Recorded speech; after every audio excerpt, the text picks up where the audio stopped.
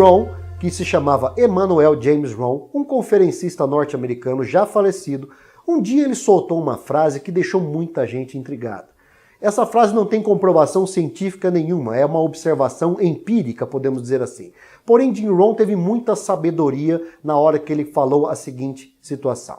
Nós somos a média das 5 pessoas com as quais nós convivemos a maior parte do tempo.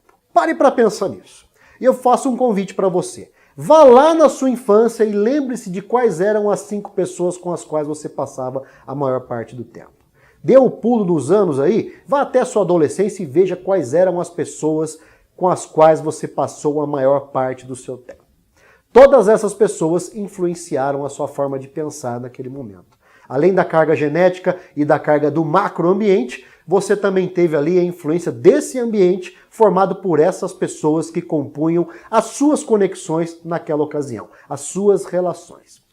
E aí entra essa observação do Jim Rohn, que deixou muita gente com a pulga atrás da orelha, porque a gente normalmente acredita que não há uma influência das pessoas sobre a forma como nós lidamos. Mas pare para pensar. Se de repente você trabalha num lugar e existe alguém ali, vamos supor, o seu chefe, seja uma pessoa que pega um pouco pesado, uma pessoa que seja um tanto quanto rígida, uma pessoa que é um pouco ali, de certa forma, até mesmo agressiva, de certa forma você absorve o impacto dessas relações, dessa relação na sua vida e acaba assumindo um pouco desse traço também, sem que você perceba.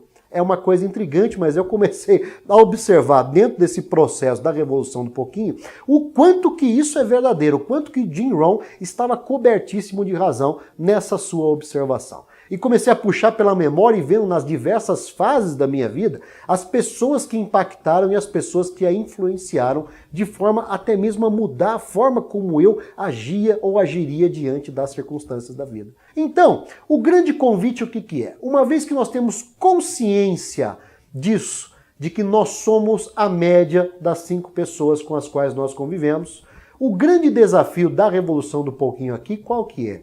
Nós sermos um pouquinho acima dessa média. Nós buscarmos entender que estar na média é praticamente a mesma coisa que estarmos na linha da mediocridade.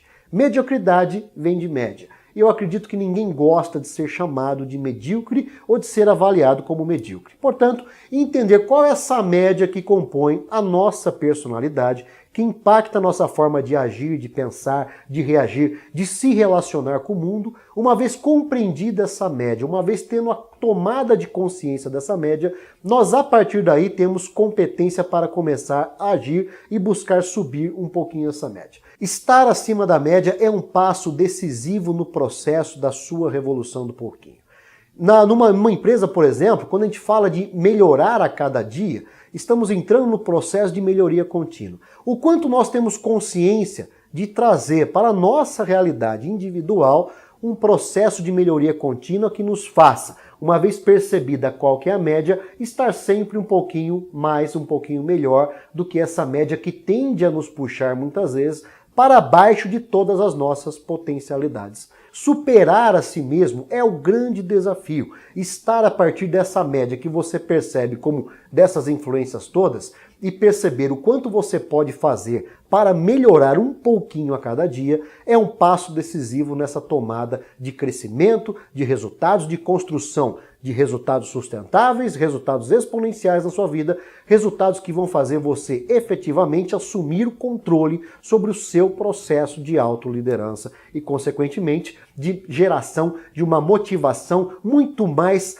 capaz de realizar coisas grandiosas, uma motivação consciente, uma motivação enquanto causa, não enquanto efeito. O quanto nós superamos a nós mesmos? Essa é a pergunta que esse bloco da Revolução do Pouquinho dedica a você. Porém, uma pergunta que sempre fica na cabeça da gente, né?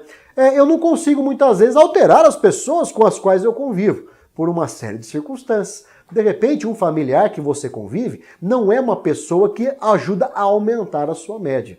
E aí, uma vez que você tome consciência dessa realidade, é óbvio que ninguém aqui está falando para você, né, não estabelecer mais determinadas relações com esse tipo de pessoa, com a pessoa que você já percebeu que impacta você negativamente. Que de repente é uma pessoa baixo astral, é uma pessoa que só tem uma conversa negativa, uma pessoa que quando você está próxima você começa até a se sentir não muito bem. O seu astral baixa, a sua energia baixa. E aí, como é que a gente lida com esse tipo de situação?